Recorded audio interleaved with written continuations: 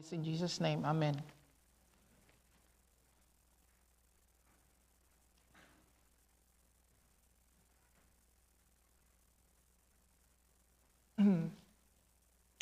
I was part of a leadership training, and I went to as part of our building up and preparing for the ministry that God has given us in the Philippines. Uh, I attended a 3-year leadership program in Singapore, and in one of those times that we were there, we were brought to a place in Malaysia where there is a housing complex of retirees. So most of them are older people, and they're living in this complex of maybe 10 high-rise buildings. So there's like thousands of people living in that area. And most of these retirees have, their families, their children are away from them, so they're living on their own. And there is a ministry that had took it upon themselves to go and minister to this old people, and they'd go and bring food, and they'll go and gather them together and just love on them. And the lady who was leading this ministry has been a business executive most of her life. And then one day he felt that God has called her to go and do that ministry. So she's known all over. The reason why we were brought there in the first place is because in our leadership curriculum, we're supposed to go and see all these ministries that are thriving and are doing so much impact in the community. And we went and met this lady. She's Chinese, Malaysian, and she ushered us into, she brought us into this complex, and then when we came back, she served us food. There was about 30 people, in my class.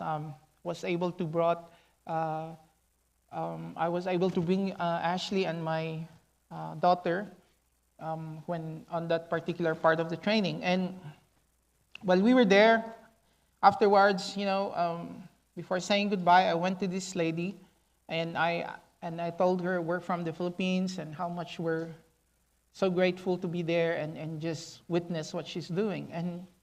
And then she said, "Are you from the Philippines?" And I said, "Yes." And she said, "Okay, can I talk to you for a minute?" And she brought us into this corner office, and she started sharing this story of how she became a Christian. And I've never imagined that it would be such a story. And it impacted me so deeply, and I believe it did, to Ashley and my daughter, that we really are going to start the ministry that we're doing now for the girls. This lady said that she was not a Christian. She was a Buddhist. She was just living her life and being a business executive. She was just focused, in her company, her and her husband. But then they hired house help from the Philippines to come. The lady came, and just like most house help that are, we call them domestic helpers that are hired from the Philippines, these are actually mothers who would leave their young children and go and work abroad so that they can support their families back in the Philippines. And so while she was there and she's living with the family, so she's given the charge of taking care of the children. And this Chinese woman said that I started noticing changes with my children, good changes. They started to become more peaceful, calm, and then they started singing these songs that I have not heard before. So I started to wonder what's going on, and so I asked them, "What's going on? Where did you learn these songs?" And they said, "Their house help." So she started talking with the Filipina lady that's helping, in their home. And she found out that she's a Christian, and that these songs that she's teaching, these Chinese ladies, children, are Christian songs that she'd learned from Sunday school. And she taught the kids about Jesus. And actually, the Chinese lady, seeing these good changes that are happening with her children, said, yeah, you can go ahead. If they decide to be a Christian, it wouldn't hurt, So that's what happened. She led her kids to Christ. And from then on, she said that all these things happening in her family that made her decide that maybe there's really something to this that I have to know. And so she studied the Bible, she started going to church, and that was the start of her journey, and she became a Christian. And I was just sitting there in that office thinking, that Filipina, when she left home, never thought that she would have that impact that is now influencing and changing the lives of thousands of Malaysians. Because she just went there and loved on this family, and just did not hold back in shining the light that she has in her life. Imagine if we look at our lives that way. Imagine if we see our lives not just waiting when we go home to heaven. Imagine if, when we look at our lives here on earth, and it's hard, it's difficult, so many challenges, a lot of conflicts going on here and there, not only here in the U.S., but all over. But if we look at this life and we become cynical, and we start to question God, and we start to say, hey, it's really hard, and start complaining and become bitter. That's my introduction to this preaching this morning. It's found on Psalms 23. It's a psalm that we all know. It's a psalm that many times we would quote, and we would just say it, without really realizing or going deep into what it really means to us. Because it's not only about comfort and being calm and peaceful before God. All these words it's backed up by hard and difficult times in the life of King David, that when he was writing these words, he was not even just hoping for a life like this, or just saying, the Lord is my shepherd, I shall not be in want. It's not something in the future that he's going for. It's actually a life that he already lived. Imagine a boy who was overlooked when the prophet came to select who is the next king of Israel. His own father did not even call him to go there, and be one of the older sons, because he thought, it can't be him. It has to be my oldest son. He's tall, handsome, he's really doing great, so it's going to be him. But of course, we all know this story. God said that I do not really look at the outside appearance of a man. I am looking at his heart. And when God rejected Saul, he said, through Samuel, he said that I have already selected a man who is after my own heart. So even before he went to Jesse's house to pick up the next king of Israel, God has already have in his mind decided that this is going to be this boy. And he is out there in the fields. He's not there in the house. He's probably living there with the animals. But he had this relationship with God that it moved the heart of God, that he would overlook everyone else. He would reject a king, and he would say, I have a man that is after my own heart. In our lives, I don't know, traveling here, I saw all these this vastness of land here. The Philippines where I live, it's a compact, you're talking about 7,100 islands. That is the Philippines for you. You can travel from one coast to the other coast in a day. It's just so wide here. It's just big, and I'm thinking, I see a farmer, driving his tractor out there in the middle of the field, and maybe he'll do that for the whole day. And I'm thinking about King David, out there in the field. But even in that, it was a time that he was alone with God and just building up this relationship that would move his heart. And he would say, I have already, in my eyes, selected a man that is after my own heart. Do not neglect those times, those alone times with the Lord. You can go on with your day and be bitter, with what's going on. I've been doing this day in, day out, all year round, what's life? Or you can say, Lord, I'm running after you. Because that's exactly what happened. So when he said, the Lord is my shepherd, I will lack nothing. It is spoken with confidence. It's spoken with experience and knowing that God will never leave him alone. That God will always see him through.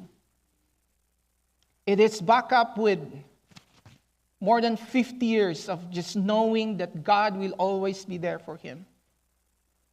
This Psalms was written not when I always imagine him out there in the field playing his harp, among the sheep. Scholars would say that it was actually written in his old age. So he died when he was around 70 years old. So it's probably written on those days when he was just waiting for the time to go back to God. So it's a reflection of a long life. And then in verse 2, he would say that he makes me lie down in green pastures. He leads me beside quiet waters. Many times we would say, they would say that the grass is always green, on the other side of the fence. And so we decide where is the green pasture. But King David has discovered that the green pastures are where God would lead you. And it may not look green at all. And the life that he has traveled, it was hard. It was conflict upon conflict. After he was anointed, he did not sit on the throne. He actually was running for his life for so many years. And so much so that he was led even into the camp of the enemy and acted like a man who has lost his mind in order to survive. But in all that, God has led him to the green pastures. Where God has placed us is our green pasture. And it may look so difficult right now, but if you are in God's presence, that's the perfect place for you. Then he said that he refreshes my soul and guide my path. Guide me along the right path for his name's sake. This is so comforting for me because when Jesus said that, when he was talking about the shepherd to his disciples, he said that he will leave the 99 and go for the one that is lost. We have we sometimes think that God is pleased with us because of what we do for him. But it's the other way around, actually. God is already pleased with you because it's his character to love you. It's not on you. It's not dependent on you. Because it says here that it is for his name's sake. It is for his glory. It is the character of God to love us and accept us. The character of God to come and rescue us. That is comforting because what if among the flock we are the black sheep? And would God really leave the 99 for you? David said that yes, he would do that because it is for his glory. It is for his name's sake. It is dependent on God. And then we come to these verses. Even though I walk through the darkest of the valleys or the shadows of death, I will fear no evil, for you are with me. Your rod and your staff, they comfort me. That can only be beautiful if we see it in light of the saving grace of God. If it's not through His grace, if it's not through the salvation that comes through the cross, that is the tragedy of all tragedies. Imagine being separated from God for all of eternity. But because of what He has done, the rod and the staff, it's to hold back the sheep from going astray or going beyond the riches of the shepherd. So He would hold it back. And that can be like that. If we do not have this relationship with the Lord, Him being our shepherd, that would be an eternal separation from God. I've always thought that when preachers would preach on hell and they would say all this, like the fire and the brimstone and lake of fire, that it would scare people. Actually, no. I think what is more scary than all the mental images that we have of hell, what's more scary is to think that in hell there is no hope for salvation. It's just an endless misery and punishment. And here on earth, we sometimes complain of our lives, well, at least in the Philippines, and we look at ourselves and we would say, we'd be better off if we would be somewhere living in the U.S. or somewhere other than here. But I always tell young people and pastors that our motivation in preaching this gospel is, imagine if a person would just realize, that there is really no hope coming. There is no cavalry that would come and rescue you. Be there for eternity. Life here on earth is hard. It's difficult. But every time you wake up in the morning, it's a new opportunity to build your relationship with God.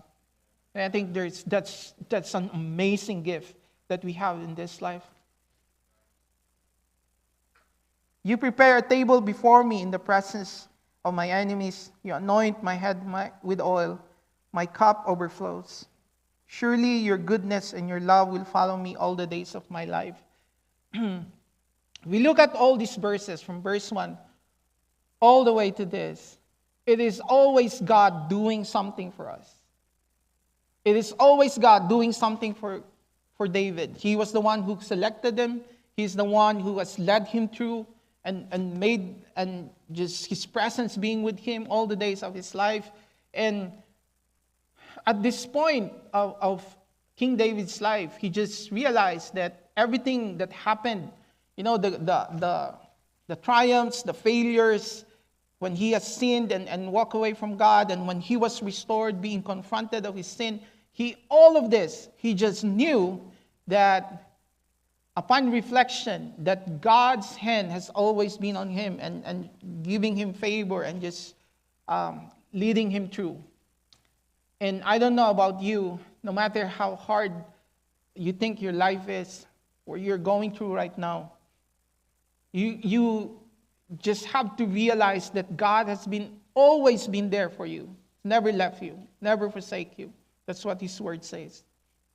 But on this last verse, and this is how David would conclude this psalm. He would say, I will dwell in the house of the Lord forever. All the rest of the psalm is God-driven in Psalms 23. It's always God doing the action. It's God doing these good things for you. And only on this part of the verse of the Psalms that he would say, I will. It's the only part in this life that we are able to do. To choose God. To say, I will, because of all these things that you have done for me. Because you have proven time and again your faithfulness for me. All this would drive me to turn around, and I will say, I will dwell in your presence forever. And I want us to, the word that I want us to, the message that I want us to get from this morning is that we need to look at our lives and not focus on all the things that we could be bitter, we could be complaining, we could be like, God, you have put me through all this. Man, you're still alive. You're here. You have hope. Think of all the many years that God has always come through. Because that would turn you around and you would say, God, I choose to be in your house. I choose to be in your presence. Without His presence in our lives, without God's saving grace, His faithfulness, His goodness in our lives, if the enemy is successful in blinding us, in seeing all the faithfulness of God and the hands of God upon us, we would end up defeated, and we would probably, so many, during the pandemic in the Philippines, so many have opted out, and they ended their lives because for them it was just too hard. And it's surprising that even Christians have committed suicide, and it's just like, why? I cannot be, I don't pretend to be a judge, for that, but I know that it must have been so hard, and the enemy was able to blind them and steal the joy and take away the hope. But today, I want to assure you, the Lord is your shepherd. You will lack nothing. The Lord will lead you into green pastures, into quiet waters. He will restore you. He will refresh you. Why would He do that? Because it is for His name's sake. It is His character. And even you walk through the darkest times and you feel that you are walking through the darkest times, His rod and His staff will comfort you. He will hold you back, and He would say, and He would lead you to the right path, restore you to where you're supposed to go. And even when you feel that you are surrounded by conflicts, you are surrounded by enemies, you are surrounded by so many challenges, His word says that He prepares a table before you, and He anoints your head with oil, and your cup overflows. It's not only enough for you. His joy is not only enough for you. It overflows out of you. That lady who went to Malaysia, that Filipina lady, her cup was overflowing. She did not go there to preach. She was just going to go there and be a house help. But every day, all her life, her cup is just overflowing and just changing lives all around her. This church, I don't know where, I haven't talked to Seth yet, where you got your name, the river in the Delta, and I'm thinking, okay, river, this place is called Delta. But the river is bigger than the Delta. So this Delta is actually in the river. That's how we overflow. It is us that overflows. It is us that gives life to the community all around us. It is us that brings hope. Imagine a world without Christians, without the followers of Christ, without the salt and the light. Imagine a world without you. Imagine your family without you. Can you imagine that? You, the carrier, the bearer of His light, the salt that preserves life all around you. It's you. And we're always praying, Lord, give revival. You are that revival. Lord, come and move in my family. You are the move of God in your family. This church is the move of God in this community. And you should never be intimidated by anything, as much as we should not be intimidated as followers of Christ. We should willingly and joyfully stand up for His righteousness, because without you, just be darkness. Without us, just be death all around us. But because we are here, because we carry His presence, because we decide and we say, I will dwell in the house of the Lord forever. Wherever you go, you bring His presence. Wherever you are, there is hope. Whenever you speak, you bring joy and love to people all around you. I want you to make the choice today. And you just say, Lord, I will dwell in your house. I will dwell in your presence. And no matter what you're doing, in your life, I don't know your works and where God's taking you every day. I just want to encourage you to have a whole new outlook of the life that God has given you, the work that God has given you, the relationships that God has placed in your life. Because you are God's presence. You bring in God's presence. And when people encounter the presence of God, they will never be the same. There will always be a change. You can't be in the presence of the King of Kings and come out the same. You will be changed forever. And people will be changed forever when they experience the light that God has placed in your heart. God bless you.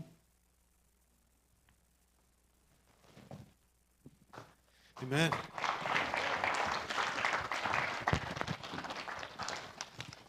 What's interesting, one of the things I love about David is he doesn't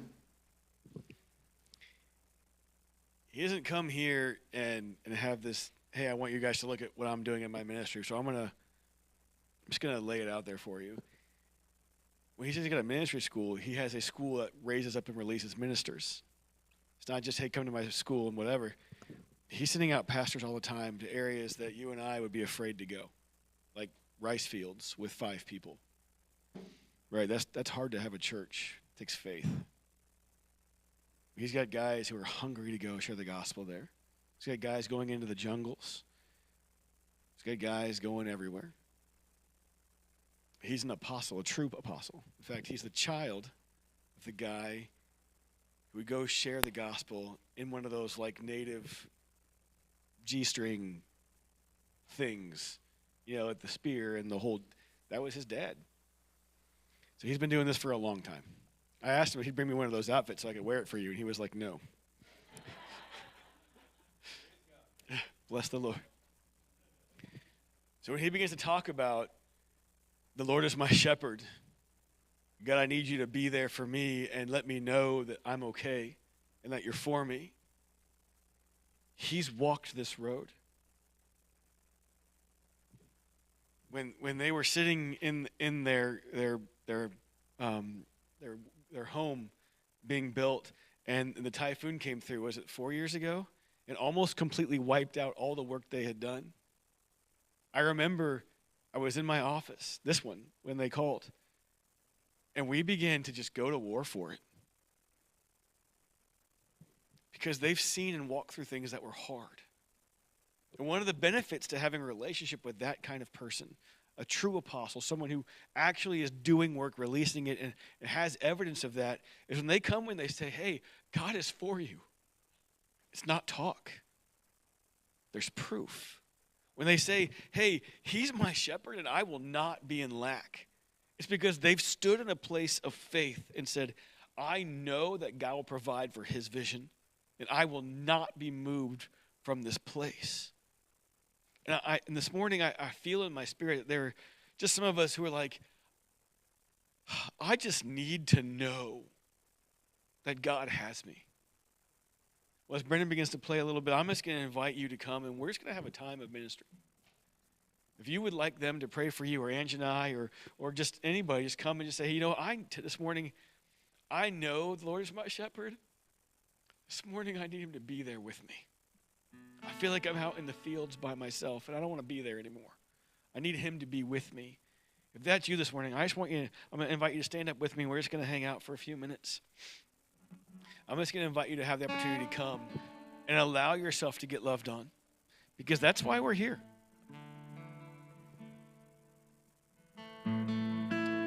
So, Lord, this morning as we present ourselves to you,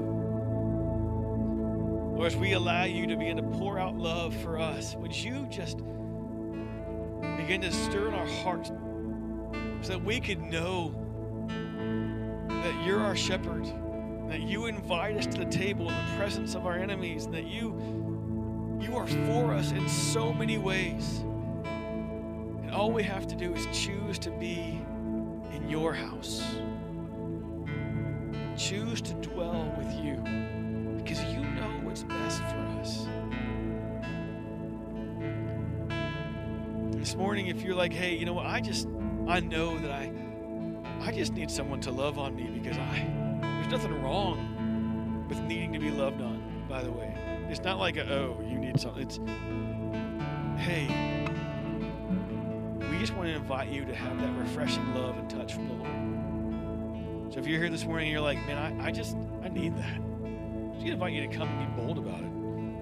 Just let us surround you and minister to you. We're not going to take a long time, but I want to make room. This is where we see God move. And maybe you're like, hey, I don't necessarily need someone to pray for me, but be available to pray for somebody else. But don't be afraid. We're just going to take a few minutes, just sit in the presence of the Lord. Just invite you to come. This is a special time. Just go ahead and respond as you're ready.